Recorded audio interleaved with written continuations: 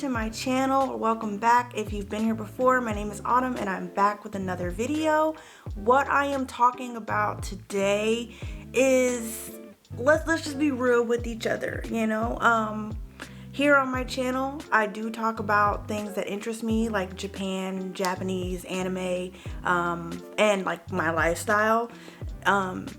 So yeah, I really wanted to come on here and talk to you guys about like 5 things that I wish that I had taken more seriously or I had known before I started learning Japanese. I've been taking Japanese for about 3 years. 3 years. I'm not very good at speaking it. I'm pretty decent at listening, and I suck completely at reading and writing. And yeah, we'll get into why all that stuff is true. But I just wanted to come on here and be transparent because Japanese is hard, as you may or may not know. It's a hard language to learn.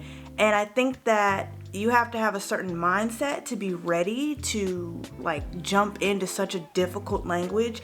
And there are some things along my 3-year journey so far that I wish I had done differently or taken more seriously so that I could be better than what I am today. So yeah, we're gonna go ahead and get into it.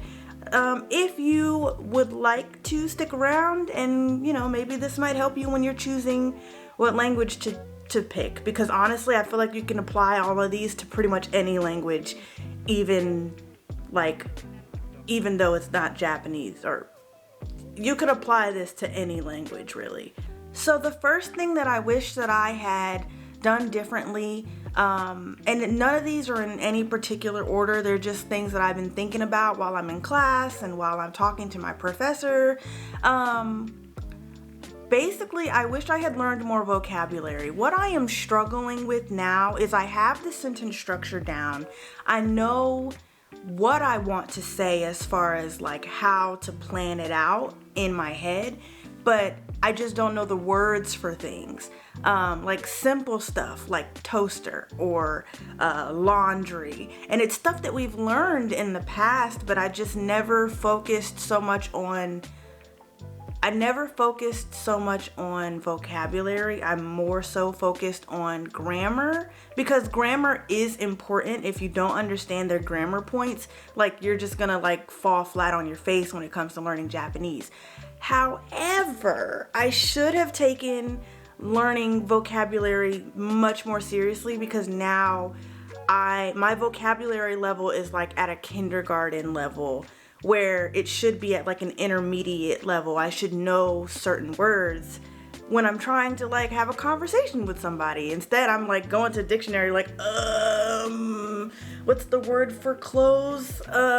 You know, so I think that I should have taken that a lot more serious. And I would say that for pretty much any language, like just take the vocabulary seriously. You'll be amazed what you need to know and what you don't need to know. And vocabulary is one of them. Because once you get the grammar down, especially for Japanese, vocabulary is what is going to kick your butt. The second thing that I wish I had taken or done differently, taken more seriously, done differently, whatever, is I wish I would have studied kanji more in depth. There are some kanji that I know and I can read, and like benkyou suru, I can see that and know exactly what that says. But if I get the kanji for marriage, I don't know what it says. And in the Genki textbooks, they have like little mini hiragana at the top, or is it at the bottom? I think it's at the bottom of each of the kanji, but I know that eventually, like, and in real life, you're not gonna have like cheat sheets. So there is some kanji that I get stumped on, and like the easy stuff, like the numbers and like ka and me, or me, ka and me, that stuff is pretty okay. Like I can read like certain kanji, but the more difficult ones, I just wish I would have taken it more seriously and really truly studied it. I also wish that I would have really taken true care to make sure that I know stroke order. I hated the idea of stroke order when I first started learning Japanese, but like it's so beneficial, because if you just know how to write it out when you're looking at it, it's just so much easier than just like, oh, it just looks like a bunch of jumbled lines and corners. So yeah, I wish I would have taken it more seriously. Also, it helps to learn kanji and to like seriously dive headfirst into kanji, because there's the Chinese reading and then there's the Japanese reading. I never took them seriously, and I wish I did, because it matters when it comes to context of like what you're talking about. So yeah, that's the second thing I wish I would have taken a little more seriously, is like really diving headfirst into kanji, and I wouldn't be so stuck in my third year. If you guys are liking this so far, if you can relate to anything I've said so far, please give this video a thumbs up. Don't forget to comment down below, like what are some road bumps when it comes to you learning Japanese or any other language in that matter. So yeah, let's just go ahead and get into it. The third thing that I wish I had known before I started learning Japanese is that I wish I would have known that I could have started earlier than my mid to late 20s. I would have started, if I knew that there were resources out there, I would have started when I was like in college. I feel like people who choose to go to college for language learning and learn Japanese like at UCLA or like wherever you are, you have an advantage, because not only are you graded so you have to do well and you're like spending your own money, but starting that early is such a benefit because you have time to practice more and you're surrounded by people who are also doing it. For me, I take my classes online, so I can only ever really practice with my classmates. I don't really have like a pen pal or anything that I can talk to in Japan right now. And until I get there, there's no way for me to like practice speaking, which is why my speaking is so poor. I also am not very good at reading and writing for that same reason. We do get homework. I'm not gonna lie and say I do the homework.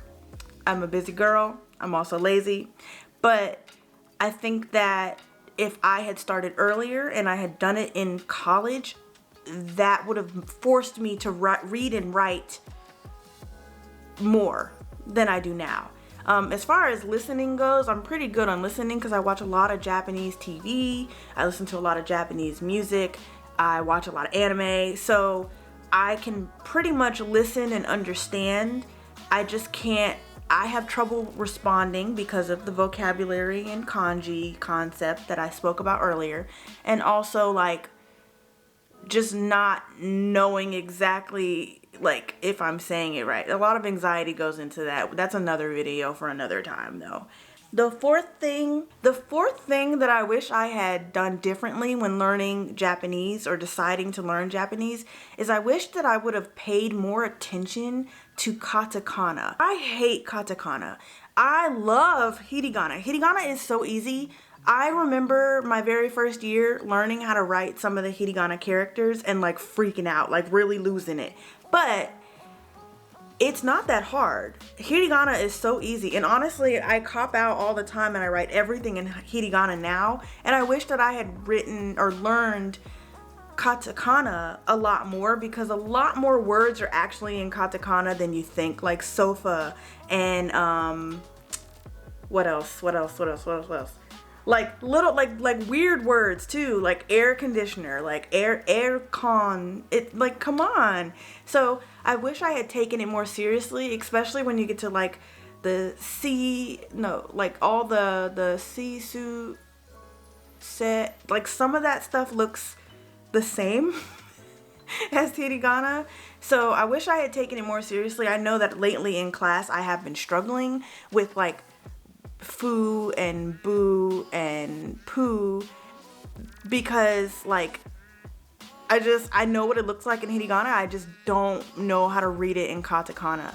And I think that I should have paid more attention to it. Like I know it if I look at it long enough, but not if I need to like seriously do some like reading. It's difficult. The last thing that I wish that I had done differently when approaching Japanese studies and learning Japanese was I wish that I had used more of the apps and resources that people had been using. I used like Busu and other like apps and stuff and some podcasting apps, and a lot of that stuff is super helpful, but I didn't stick with it. I get very bored very easily, and I get frustrated very easily too when it comes to the language. So I wish that I had stuck with something long term like italki or Hello Talk, just because that would have helped me a lot. And I mean, there's no saying that I can't continue to do it. I just feel like with me leaving for Japan and God knows how many months or weeks or whatever, I feel like it's kind of too late. I definitely want to see how my speaking, listening, reading, and writing improve when I get to Japan, whether it's actually going to improve. But I think that what I wish I had done differently was using more apps and using more outside of classroom resources to learn Japanese. I think that that would have benefited me a lot today, because I struggle in class. You should see me. No, you shouldn't, because you would laugh. I don't want to be that person, but I think I'm like one of the weakest students in class. Like, but yeah, that is it for my video. If you guys have any questions, or if you have any more ideas of what I would have done differently when it comes to learning Japanese, please feel free to comment them below. I will answer you. I answer every time. And yeah, I'm gonna go. Thank you so much for watching. Don't forget to like, comment, and subscribe, and I will see you next week. Bye. You guys should have seen. So we're learning transitives and intransitives, and my brain is just like,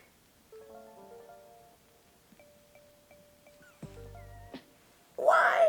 So yeah, definitely, like, if you're gonna learn Japanese, like, start now. Start as soon as you finish watching this video. Find a class, like, please. I want to get fluent at it, so good luck on that, right? Yeah, I will see you guys later. Bye.